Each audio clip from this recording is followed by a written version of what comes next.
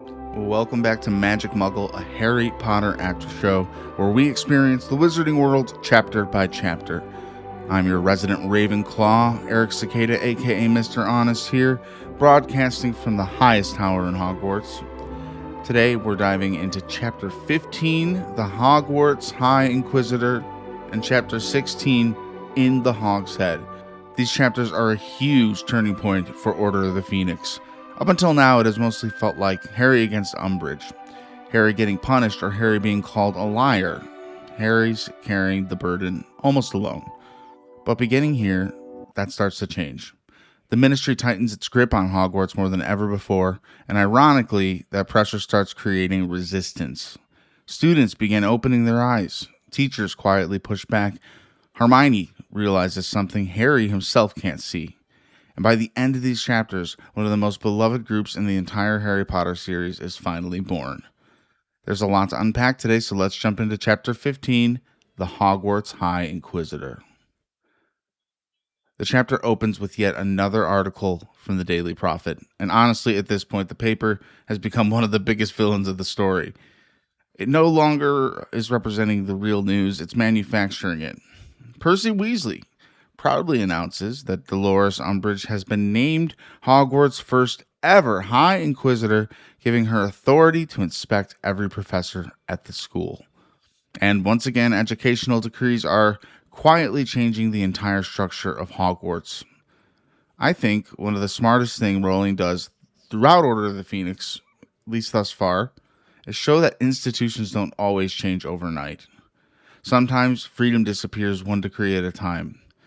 Nothing about this episode sounds dramatic on paper. A new title, a new inspection process, a little more oversight by Dolores Umbridge, who already is just completely taking the mantle for most obnoxious and mean defense against the dark arts teacher we've had yet. She's a nightmare, this lady. But every single decree chips away at Dumbledore's independence. It's death by 1,000 cuts. And of course, Lucius Malfoy is thrilled in the Daily Prophet. No surprise there. He's quoted talking about Dumbledore's eccentric decisions, bringing up people like Lupin, Hagrid, and Moody as examples of poor judgment. What's fascinating is that almost every example Lucius gives is actually someone who ended up helping Harry tremendously. Lupin became one of the greatest teachers. Moody, well, technically, Barty Crouch Jr., disguised as Moody, still taught Harry a tremendous amount. And Hagrid has always represented something bigger than just care of magical creatures. He's proof that Dumbledore values character more than appearances. That's strong, and that's exactly the kind of leadership Fudge just can't understand. Meanwhile, Harry notices something we all almost forgot. The words Umbridge carved into the back of his hand. They're still there, and that little moment says everything. This isn't just attention anymore. It's abuse. And Rowling never lets us forget it. Thankfully, Ron immediately reminds us why he's one of the funniest characters in the series. Instead of worrying about Umbridge inspecting professors, he's excited. Because she has to inspect McGonagall. Ron knows exactly what's coming and basically grabs popcorn before the movie starts. And honestly, same. Unfortunately, before we get to that masterpiece, Harry has potions. Snape grades everyone according to actual OWL standards. Harry earns a D, which is the worst. Hermione earns a pass and immediately starts trying to make everyone feel better. I laugh because this is such a Hermione moment. She starts giving motivational speeches about grades, and Harry and Ron are just quietly trying to avoid eye contact. Then Fred and George arrive to explain the grading scale. Outstanding, exceeds expectations, acceptable, poor, dreadful, and finally, troll. I still love that George says it with a completely straight face. Whether he's joking or not, honestly, it doesn't matter anymore. It's now canon in my head. What I also appreciate here is Harry's reaction. He's embarrassed, not angry, not even blaming Snape, which I honestly would expect him to do. He's just embarrassed, though. Harry has never been lazy. He's overwhelmed. Between detentions, the Daily Prophet, Quidditch, constant nightmares, and carrying the weight of Voldemort's return, which nobody will even acknowledge or believe him on. It's no wonder his schoolwork has started slipping. I actually think that this section does a great job reminding us that Harry isn't some flawless prodigy. He's 15 years old. He's exhausted. Then comes Professor Trelawney's inspection. And this scene is incredible. Not because Trelawney suddenly becomes a great teacher, she doesn't, but because Umbridge has a unique talent. She somehow makes you root for the people you normally roll your eyes at. And I mean, I'm not a fan of Trelawney. I never hated her, but I really feel for her in this chapter, and I'm definitely on her side.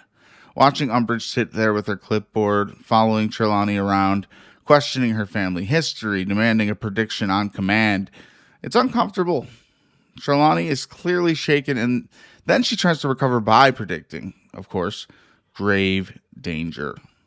Honestly, I laughed a little bit. It's classic Trelawney.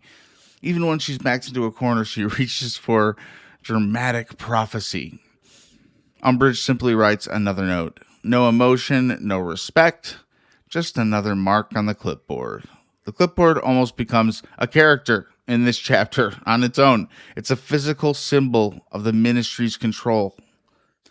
Harry and Ron actually feel sympathy for Trelawney here. And that's saying something because neither of them has exactly been her biggest fan. But that's another thing that Umbridge does. She doesn't just make life miserable, she unites people against her. Something that maybe she oversees a little bit, or maybe she just doesn't give a crap about. Then we get another reminder of how unbelievably boring Defense Against the Dark Arts has become. No practical magic, no spells, just reading. Hermione has already finished the entire textbook, which of course she has because she's Hermione, but she makes one mistake. She argues. She politely disagrees with the textbook, and Umbridge immediately takes points from Gryffindor for just Hermione being smart. We know it could be annoying, but she's just being Hermione. She didn't do anything wrong. You should be able to challenge different mindsets. And Hermione isn't wrong, but because she had an opinion, she loses these points. That might be one of the clearest moments in the entire book, just showing us what Umbridge actually wants. Not educated students, obedient students, students who memorize, repeat, never question authority. That is a terrifying educational philosophy because curiosity becomes something to punish. Harry can't hold himself back at this point. He brings up Professor Quirrell, and I absolutely love this line. Umbridge praises Quirrell as one of the few teachers who would have passed the Ministry inspection. And Harry fires back that Quirrell's only real problem was having Voldemort attached to the back of his head. That's such a Harry Potter comeback. It's sarcastic and it's completely true. And it earns him another full week of detention. Again, the back of Harry's hand he barely heals before Umbridge opens the wounds all over again. Every single night in the montage in my mind, we kind of see this happen. And it's honestly one of the hardest reoccurring scenes in the book because Harry refuses to complain. He stays strong. And it's just not because it doesn't hurt. He refuses to give Umbridge that satisfaction. Then comes one of my favorite sequences in the chapter, McGonagall's inspection. Everything Ron predicted happens. She doesn't acknowledge Umbridge. She doesn't welcome her. She doesn't accommodate her. She teaches her class exactly the way she always has. Then Umbridge gives the little, I can't even say, I don't know how it goes. Jim Dale, the audiobook reader, does it so well. It's like, I can't do it. That's so ridiculous. Excuse me for my horrible Umbridge impression. But you know the noise, you can imagine it. McGonagall finally turns and basically says, how exactly do you expect to observe my teaching if you won't stop interrupting it? That is one of the coldest burns in Harry Potter yet thus far. No yelling, no insults, just professional destruction. Absolute. And you can practically hear every Gryffindor trying not to laugh. McGonagall has this incredible ability to destroy someone while remaining perfectly composed. It's honestly one of her superpowers. Something I noticed is that McGonagall never actually loses herself or her self-control. She's furious, and you could feel it in every line. But unlike Harry, who wears his emotions on his sleeve, which I personally relate to, McGonagall channels hers into precision. Every sentence lands exactly where she wants it to. And honestly, I think that's why Umbridge struggles against her. She can bait Harry, she can intimidate Trelawney, but McGonagall, she refuses to play the game. It's such a satisfying contrast. Unfortunately, the chapter reminds us that not every inspection goes that way. Umbridge makes it her priority, I guess, to do all of her evaluations in the classes that Harry is in. Umbridge then heads out to Care of Magical Creatures, where Professor Grubbly Plank is filling in for Hagrid, who we don't know where the heck he is still.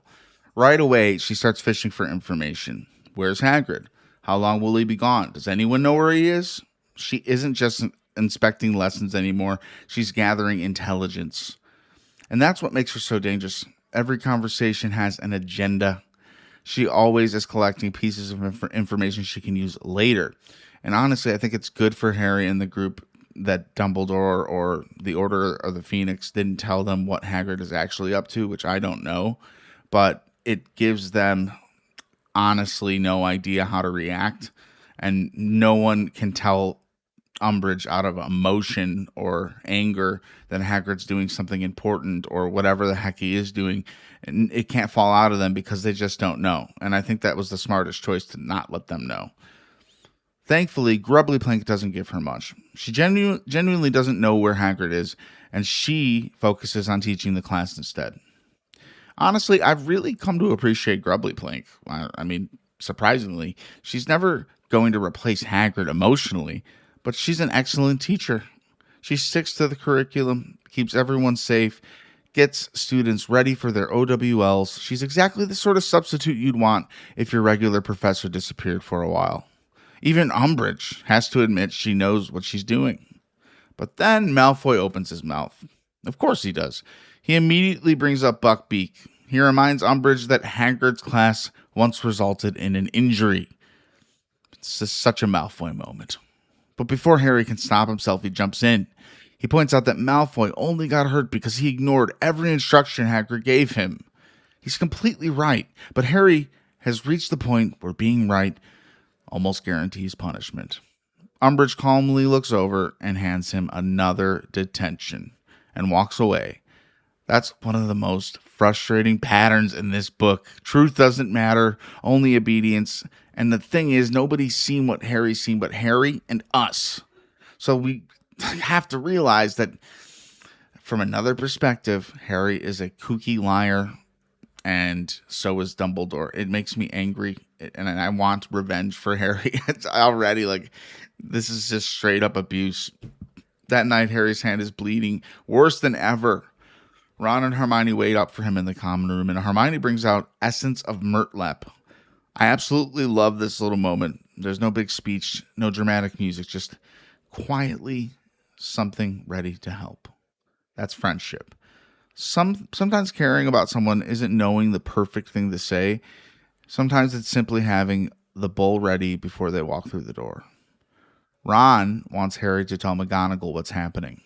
Honestly, I don't blame him. As readers, we're probably all thinking that same thing, honestly. Tell somebody, anyone. But Harry refuses, not because he doesn't trust McGonagall, but because he believes Umbridge would simply make another educational decree, another rule, another way to win. And that's what's so tragic about this part of the book. Harry already feels powerless. He genuinely believes the system won't protect him. Then Hermione says something quietly that changes everything. We've got to do something. At first, Ron jokes, poison. Classic Ron. But Hermione isn't talking about getting rid of Umbridge. She's talking about what Umbridge is taking away. The ability to defend themselves. She points out something incredibly important. A whole year without learning practical defense against the dark arts isn't just bad teaching. It's dangerous. Voldemort is back, whether she wants to believe it or not. The Death Eaters are turning on people. This isn't some hypothetical future anymore. It's happening. And I don't know if Dolores knows and is hiding it or is just completely ignoring the truth. Ron rightfully suggests studying from books. Hermione immediately shuts that idea down. And I love this realization because it shows her growth. The girl who has trusted books almost above everything else finally admits books aren't enough here. You need experience. You need someone who's actually been there. Someone who's faced dark magic. Someone who knows what panic feels like. Someone who knows what survival looks like. And then she says it. Harry should teach them. I absolutely love Harry's reaction. He laughs, not because it's funny, because the idea feels impossible. Harry doesn't see himself as extraordinary. He sees himself as lucky.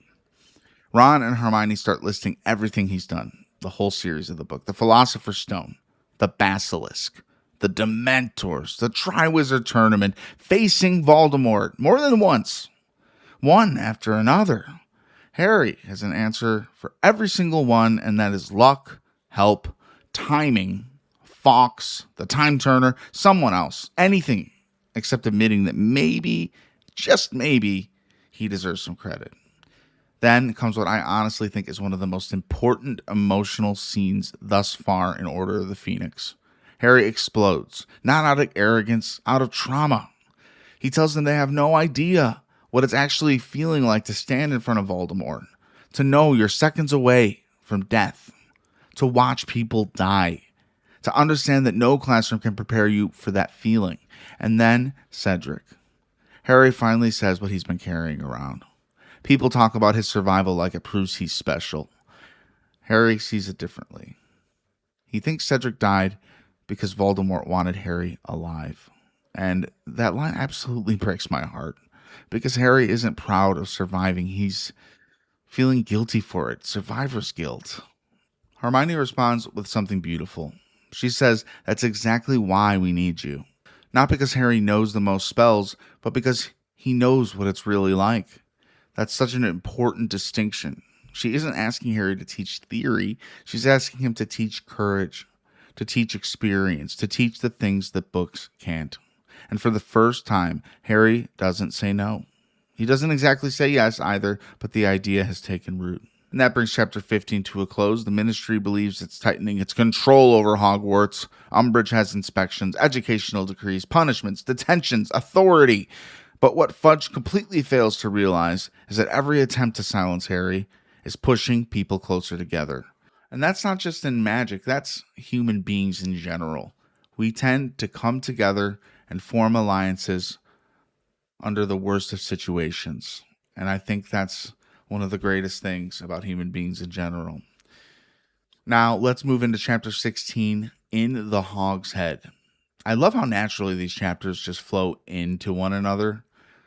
Chapter 15 ends with Hermione asking Harry to teach defense against the dark arts. Chapter 16 asks the obvious next question. Can Harry actually do it? And maybe even more importantly, will anyone even follow Harry? A couple of weeks pass and Hermione doesn't pressure Harry. I actually appreciate that. She plants the idea and then lets Harry wrestle with it on his own. Because this isn't asking Harry to tutor somebody in charms. She's asking him to become a leader. That's a pretty big ask for a 15-year-old who's already carrying the weight of the wizarding world. Harry admits that he's been thinking about it, and I love Rowling's little detail here. He catches himself mentally planning lessons. He's imagining which spells he'd teach first, without even realizing it. Part of him has already accepted the role. Hermione begins listing everything Harry has accomplished again. The Patronus charm, throwing off the Imperious curse, things many fully grown witches and wizards can't even do. Then she casually mentions Victor Crumb, saying Harry knew magic he didn't. I love Ron here. The second she says Victor's name, his head practically snaps off his shoulders, showing early signs of a crush, a deeper-rooted crush on Hermione. He immediately is more interested in whether Hermione still writes to Victor than the conversation they're actually having. It's just such classic Ron.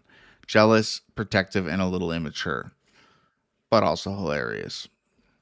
Even Hermione expands her idea. Not just Harry, not just Ron, everyone. Anyone who wants to learn. And Harry's first reaction is honestly heartbreaking. He says nobody's going to want lessons from me. Harry has spent months reading newspapers calling him unstable, listening to classmates whisper behind his back, being treated like a liar. He genuinely believes that's how everyone sees him. It's never really crossing his mind that plenty of students actually believe him completely. Hermione arranges a meeting during the next Hogsmeade weekend. Before they even get there, though, Harry's mind is somewhere else. He's worried about Sirius. I really like this little section because it's easy to forget Sirius's situation while we're caught up in all this school life and craziness with Umbridge. He's trapped and he's isolated. He's lonely. He's worried Sirius might risk everything just to see him. It reminds us that while Hogwarts is moving forward, life at Grimmauld Place is standing painfully still. And it seems he had his feelings a little bit hurt by Harry, even though that wasn't completely fair in the last 2 chapters. Hermione also points something out that's pretty easy to overlook. The Ministry refuses to admit Voldemort has even returned. And as long as they keep denying reality, Sirius remains a wanted man. Truth matters. Because until people accept the truth, nothing changes. Eventually, they arrive at the Hog's Head, and what a setting this is. The 3 broomsticks feels warm, comfortable, safe. Hog's Head feels like somewhere secrets live. It's dirty, dusty, smells like goats. People have bandages wrapped around their faces. Suspicious hooded figures are scattered around the room. Honestly, I feel like this is less of a pub and more of somewhere you'd accidentally stumble into during a side quest. And I absolutely love the atmosphere Rowling creates. It's memorable immediately. And the butter beers with the dusty glasses, that's just the cherry on top. The bartender also catches my attention. Harry thinks he looks vaguely familiar. I don't think much of it, but I wonder where that is going. Usually lines like that aren't stated unless they're leading to something.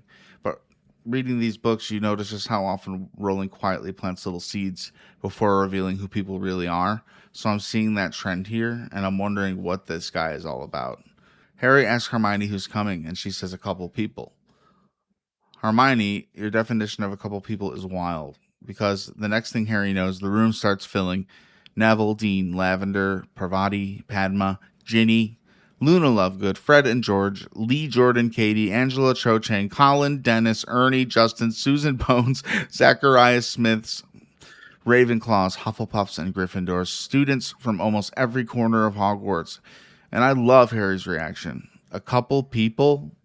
You can almost hear the panic. He's not ready to stand in front of 25 classmates. He thought this was going to be tutoring. Hermione accidentally organized a movement. Hermione opens the meeting. She clearly is a bit nervous, but then something happens. The moment she starts talking about Umbridge, she finds her confidence. And I love that because this isn't about homework anymore. It's about preparing for what's coming. She says they need practical magic, real defensive spells, not endless reading, not ministry-approved theory, actual preparation. And then she says Voldemort's name out loud for the first time. That's easy to miss because Harry usually gets the attention for saying it. But this is huge. Hermione has crossed that line now too. Fear loses a little bit of its power every time someone refuses to avoid his name. And of course, not everyone came for the same reason. Zacharias Smith wants proof. He wants Harry to tell the whole story, almost like Harry owes everyone an explanation. I have mixed feelings about Zacharias. On one hand, he's frustrating, but on the other, he's asking questions a lot of students probably actually have. He's skeptical, maybe even rude, but he's not completely unreasonable. Harry, though, he's had enough, and he refuses to relive Cedric's death for an audience. Honestly, I think that's fair. Harry doesn't owe anyone that story. Trauma isn't public property. Then the conversation shifts. Susan Bones asks Harry about the Patronus. Someone asks about the Basilisk. Someone else mentions the Triwizard Tournament. Neville reminds everyone about the Philosopher's Stone. Cho talks about dragons, merpeople, acromantulas. Listening to everyone list Harry's accomplishments one after another. It's honestly kind of emotional because Harry never keeps score. Everyone else has. Harry has spent years surviving. The rest of Hogwarts has been quietly watching. And this might be the first time Harry realizes just how many people believe in him. I especially love Neville speaking up. Neville has always admired Harry, not because he is famous or anything, but just because Harry keeps standing up when things get hard. And that's the kind of hero Neville understands. Then Zacharias pushes again. He accuses Harry of trying to avoid teaching. Before Harry can answer, Ron steps in. What about shutting your mouth? I laughed because that's best friend behavior. Ron doesn't care if Harry defends himself. He's already doing it. And Fred and George immediately pile on. Those two are always ready to support Harry. Eventually, everyone agrees. They want Harry to teach. They start discussing meeting times, Quidditch schedules, finding a classroom. It's all becoming real. Then Hermione explains something I think is incredibly important. She believes the Ministry is afraid Dumbledore is building a private army. I mean, think about the irony. They aren't. Not yet. But because the Ministry keeps trying to stop students from learning, they accidentally create the very thing they feared. That's one of Rowling's smartest pieces of storytelling. Sometimes trying too hard to control people creates the resistance movement yourself. Then Luna casually mentions heliopaths. Only Luna could completely derail a serious political discussion with invisible fire spirits. And honestly, I just never changed Luna. I am absolutely loving Luna as a character. She's unlike anyone else in these books. You never really know what she's about to say until something profoundly insightful overcomes her. Or something that leaves Hermione questioning reality. Usually it's both.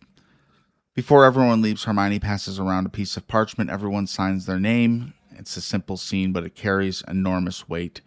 This isn't just attendance, it's commitment. Everyone who signs is making a choice. They're choosing Harry over the Ministry. Truth over propaganda. Preparation over denial, whether they realize it or not. This is the birth of something much bigger than a study group.